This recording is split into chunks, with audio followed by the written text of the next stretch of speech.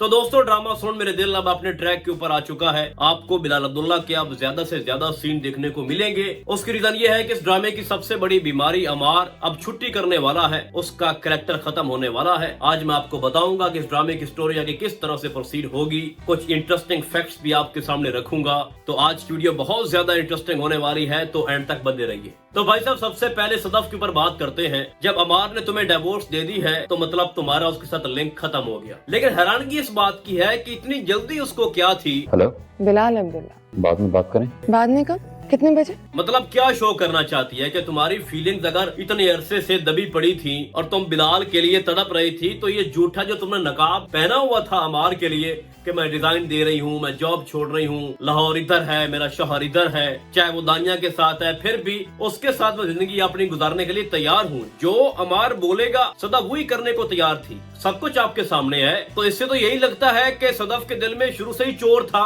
अमार अपनी जगह ठीक था कि उसके दिल में आज भी बिलाल अब्दुल्ला है। यानी कि मान लेते हैं जनाब के सदफ ने उसको जलाने के लिए उसके मुंह पे बोला था कि मेरे दिल में आज भी बिलाल अब्दुल्ला की मोहब्बत है, मैं चाहे तुम्हारी बाहों में रहूं लेकिन दिल में बिलाल है। मान लेते हैं कि तुमने उसको टीज करने के लिए सब कुछ किया था, लेकिन जब तुम्हें डिवोर्स हो चुकी है तो अब तुम्हें किस चीज की जल्दी थी कि तुम उसके लिए मरे जा रही हो, उसके साथ डेट पे जाना चाहती हो, खाना खाना चाहती हो, सब कुछ करना चाहती हो? क्यों? मैंने शुरू से ही आपको बता दिया था कि सदफ का करैक्टर मुतनाज़े करैक्टर है। अब आप खुद देख रहे हो कि उसको पता ही नहीं है कि उसने हंसना कब है, कह के कब लगाने हैं, रोना कब है। यानी कि एक मुस्तकिल मिजाज उसको दिखाओ। उसको तलाक हो गई है, थोड़ा संजीदा हो जाए, खुद को एक रूम के अंदर बंद कर ले। उसने माजी में जितनी मिस्टेक्स की हैं, खास तौर पर बिलाल के प्रपोजल को जो उसने रिजेक्ट किया था उसके ऊपर सोचे, मुस्तकिल मिजाजी दिखाए। ये क्या होगा जनाब के फौरन आओ, मुझे लगे कहीं जाओ, मैंने डेट करनी है, मैं बड़ा तड़प रही थी, मेरा सबर खत्म हो रहा है। तो मेरे ख्याल में ऐसा नहीं होना चाहिए था। अमार ने जो किया सो किया। वो मेन कैरेक्टर नहीं था इस ड्रामे के अंदर जो कि इस पूरे ड्रामे को, इसकी स्टोरी को लीड कर रहा था। उसने बोंगियां मारी हैं, उसके ऊपर बनता भी था। लेकिन इस ड्रामे के अंदर जो मेन दो रोल थे बिलाल का और सदफ का, तो अगर आप सदफ को इस तरह से दिखाओगे तो फिर तो अजीब सी सिचुएशन है ना। अब आपको दिखाया जा रहा है कि बिलाल साहब कॉल पे रोमांटिक बातें करते करते उसको मोहब्बत के दर्द देते देते उसके घर तक पहुंच आया है। और जैसा कि आपने देखा भी है और सुना भी है कि अब लेक्चर दिए जा रहे हैं एक दूसरे को कि इश्क क्या होता है, मोहब्बत क्या होती है, प्यार क्या होता है, इन तीनों के दर्जे कितने हैं, पहले नंबर पे कौन है, दूसरे पे, तीसरे पे कौन है, और हर शख्स मोहब्बत के कौन से दर्जे के ऊपर फायज है। यानी चार लोग हैं ना इसके अंदर मजनू बने हुए। पहले नंबर पे अगर हम सदफ को देखें तो अब ये डिस्कस करना बनता है और आगे जाके एक्सप्लेन किया जाएगा कि वो मोहब्बत के कौन से दर्जे पे फायज है। फिर बिलाल की मोहब्बत कहाँ है, इश्क है, मोहब्बत है, प्यार है, क्या है। फिर अमार का करेंगे, उसके बाद हमशा।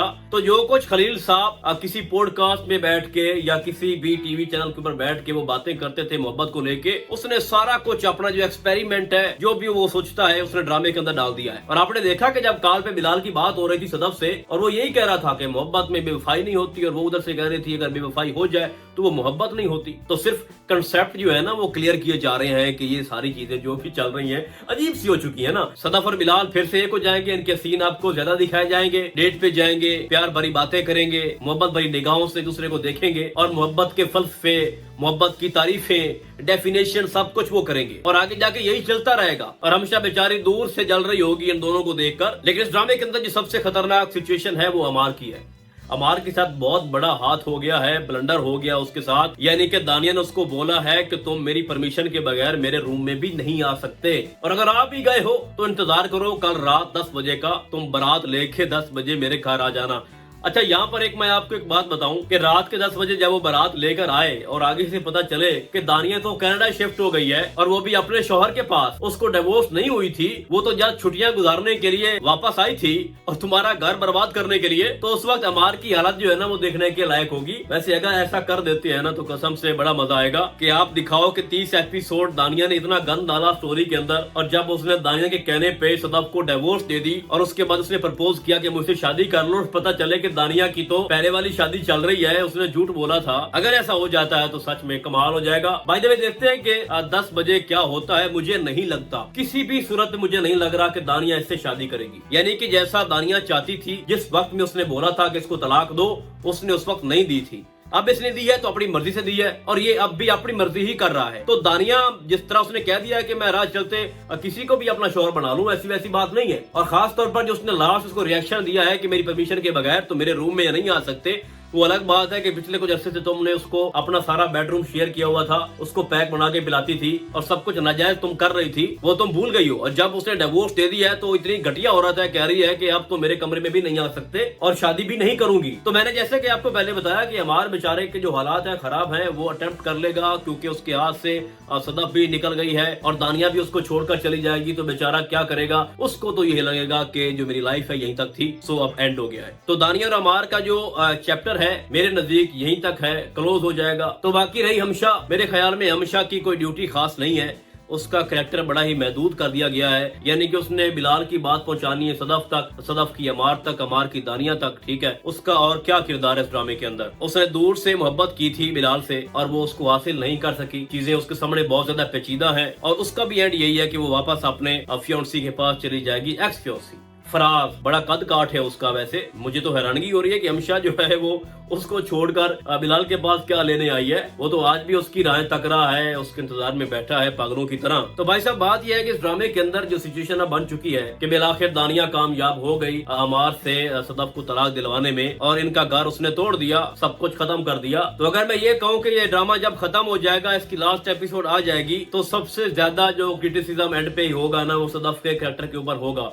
अब मुझे खुद बताओ कि बिलाल जितनी भी परफॉर्मेंस दे रहा है, चाहे उसके सीन बहुत कम है, बहुत थोड़ा उसको दिखाया जाता है, लेकिन उसके बाद भी उसी की लोग तारीफ कर रहे हैं कि जो कुछ भी उसको मिला है, जो भी स्क्रिप्ट उसके सामने है, वो माइंड ब्लोइंग अपनी परफॉर्मेंस दे रहा है उसके अंदर। बिल्कुल नेचुरली एक्टिंग कर रहा है, अपने किरदार के अंदर वो घुस जाता है और उसको मुकम्मल तौर पर खुद पे अप्लाई करता है और इसमें कोई डाउट नहीं है, एक बहुत बड़ा सुपरस्टार है वहाज अली। और अगर मैं ये कहूँ कि इस ड्रामे को खराब करने में बाकी कैरेक्टर्स का बहुत बड़ा हाथ है, स्पेशली बोरिंग, स्लो ड्रामा, बेहुदा राइटिंग, ये सब कुछ जब हम शामिल करें तो नतीजा यही निकलता है कि वहाज अली भी अब सोच रहा होगा कि काश मैं इस ड्रामे के ऊपर साइन ना करता। तो देखिए अब आगे जाके ये होगा कि सदफ जब बार बार मुलाकात करेगी बिलाल से, अंदर से चाहे वो ये शो करने की कोशिश कर रही है कि मुझे कोई दुख नहीं है तलाक का, और दिखावे की मोहब्बत दे रही होगी बिलाल को, जो कि उसके लिए भी एक सरप्राइज है। वो हैरान हो चुका है कि अब इसकी कंडीशन जो है बहुत स्ट्रेंज हो चुकी है। मतलब ऐसा भी होता है कि जो लड़की मुझे पहले ठुकरा चुकी है, वो भी बिलाल अब्दुल्ला जैसी शख्सियत को, और अब तलाक के बाद फौरन मेरी तरफ दौड़ पड़ी है और ये शो कर रही है कि मेरे बस में हो तो एक सेकंड से पहले बिलाल को हासिल कर लूं, तो ये भी थोड़ा अजीब हो जाता है ना। तो जैसा कि मैंने कहा कि बार बार मीटिंग्स का मतलब ये है कि अगर वो दिखावा कर भी रही होगी ना, तो उसके बदले जो रिएक्शन मिलेगा उसको बिलाल की तरफ से, वो कमाल होगा। यानी कि वो सोचेगी कि मैं तो झूठा एक खेल खेल रही हूँ बिलाल अब्दुल्ला के साथ, या जो भी कर रही हूँ, उसको वो असली मोहब्बत वाली फीलिंग्स अगर नहीं भी होंगी ना, तो जो आगे से उसको प्यार मिलेगा बिलाल की तरफ से, जिस तरह से वो उसकी केयर करेगा, तो वो आसमान और जमीन जितना फर्क महसूस करेगी अमार और बिलाल के अंदर। यानी बार बार हमशा की बातें उसके जहन में आएंगी कि हमशा ने कितना एक नेगेटिव कैरेक्टर इसका शो किया मेरे सामने, कि शराबी है, गलत अफेयर है, ये किसी से मोहब्बत नहीं कर सकता, ये अपनी माँ का इंतकाम लेगा, बहुत कुछ करेगा। तो ऐसा वैसा तो कुछ भी नहीं है। यानी कि जब ये हासिल कर सकता था मुझे, उसने उस वक्त नहीं किया और अब भी इंतजार में बैठा है और इतना केयरिंग है, तो तब जाके सदफ को मोहब्बत के जो असली मैनी है ना, उनकी समझ आएगी और ये एक दूसरे की मोहब्बत में इतना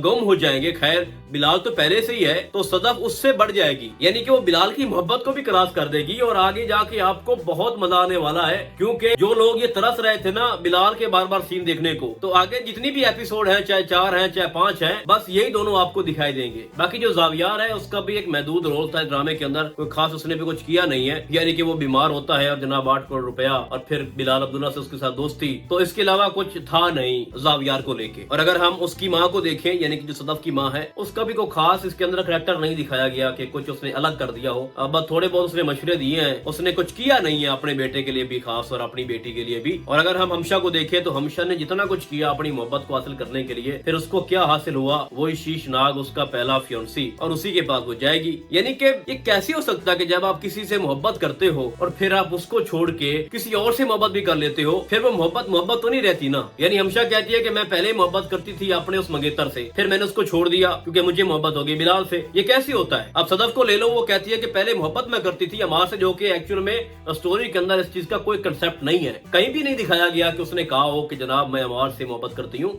एक कमिटमेंट थी जो उसने वो पूरी की है। इवन के अमार तो बहुत कुछ करने जा रहा था अपने साथ कि सदफ मेरा प्रपोजल जो रिजेक्ट कर रही है मैं खुद के साथ कुछ कर बैठूंगा, लेकिन उसने तो उस वक्त भी नहीं माना और अब कह रही है कि बिलाल के सामने कि मुझे मोहब्बत तो थी अमार से, लेकिन अब मुझे ना समझ आ गई है, मुझे अपनी गलती का एहसास हो चुका है। भाई मोहब्बत तो हो जाती है ना, इसमें गलती और इसमें बाद में एहसास आने वाली कौन सी बात है, किसी से हो जाना ही काफी होता है। तो ये बात तो तय है कि इस ड्रामे की हैप्पी एंडिंग करवाई जाएगी, बिलाल और सदफ की शादी करवा दी जाएगी और इसमें थोड़ा टाइम लेंगे, एक दूसरे को समझेंगे, मोहब्बत की असल डेफिनेशन की जाएगी। जो भी सदफ से गलतियां हुई वो बार बार उसको बताने की कोशिश करेगी कि मुझसे ये हुआ वो हुआ, हमशा ने फलां खेल खेला कि तुम शराबी थे, तुम्हारे अफेयर थे, तुम माँ का इंतकाम लेना चाहते थे और यही सारी बातें मेरे माइंड में घुसा दी थी हमशा ने और तभी मैं डर गई थी। तो मुझसे मेरी जिंदगी में एक बहुत बड़ा एक गलत फैसला हुआ और जिसके लिए शर्मिंदा हूँ। तो अब मुझे समझ आ गई है कि आप महान इंसान हैं, आप जैसी मोहब्बत मुझसे कोई भी नहीं कर सकता। तो मुझे पिछली सारी जो बातें हैं, जो गलतियां हैं, सारी माफ कर दो और मुझे कबूल कर लो। तो इस तरह से ड्रामे का हैप्पी एंड हो रहा है। मुझे अमार का दुख है कि वो अब कहीं का भी नहीं रहा,